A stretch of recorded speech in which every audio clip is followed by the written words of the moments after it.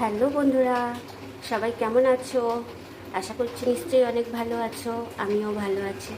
তো শুভ সকালের অনেক অনেক শুভেচ্ছা। দেখো, সকাল সকাল আমি রান্না বসিয়ে দিয়েছি। এখানে ডিম সিদ্ধ হচ্ছে, ডিম রান্না করব বলে।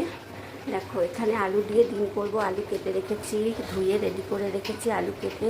এখানে পেঁয়াজ কেটে রেখেছি, আর এখানে মশলা পেস্ট করে রেখেছি। বলো তো বন্ধুরা, মশলাটা লাল লাল কেন? আজকে কাঁচা লঙ্কা নেই, তাই শুকনো লঙ্কা বেটে দিয়েছি। আদা রসুন শুকনো লঙ্কা বাটা আর একটু হলুদও একবারে দিয়ে দিয়েছি।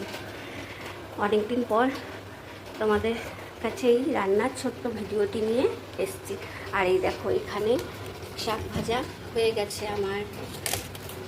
এখানে দেখো, বলো তো এটা কি? পটলের দোরমা। দেখো, এরপর আমি ডিম করব। ঝটপট ডিমটা রান্না করে নিই। দেখো, আমার ডিমটা ছাড়িয়ে নুন হলুদ মাখিয়ে নিয়েছি। এবার কড়াই বসিয়ে দিয়েছি, কড়াইতে তেলও দিয়ে দিয়েছি। দেখো, তেলটাও গরম হয়ে গেছে। আর এবারেতে আমি ডিমগুলো একটা একটা করে ভেজে নেব।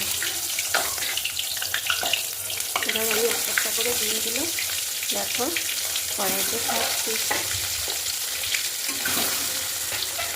অনেকদিন পর রান্নার ভিডিও, ছোট্ট একটি রান্নার ভিডিও নিয়ে এসছি।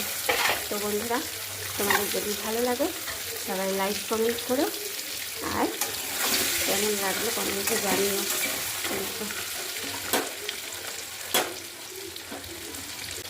দেখো বন্ধুরা, আমার ডিমগুলো লাল লাল করে ভাজা হয়ে গেল। এবার আমি ডিমগুলো সব একটা একটা করে তুলে নিচ্ছি। দেখো, ডিমগুলো ভাজা হয়ে গেছে, তুলে নিয়েছি। এবার কড়াইতে দিয়ে দেবো তেজপাতা। তেজপাতাটা মুছে আগেই আমি দু টুকরো করে রেখেছি। এবার তেজপাতাটা দিয়ে দিলাম।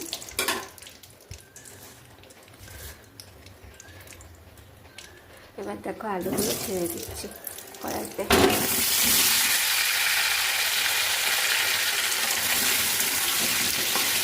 এবার আলুগুলোকে ভালো করে লাল লাল করে ভেজে নেব। তো বন্ধুরা, তোমাদের ওখানে কি বৃষ্টি হচ্ছে? আমাদের ওখানে সকাল থেকে হচ্ছিল, এখন একটু কমেছে। দেখো বন্ধুরা, আমার আলুগুলো লাল লাল করে ভাজা হয়ে গেছে। আলু পেঁয়াজ সব লাল লাল করে ভালো করে ভেজে নিয়েছি। এবার বেটে রাখা মশলাটা দেখো দিয়ে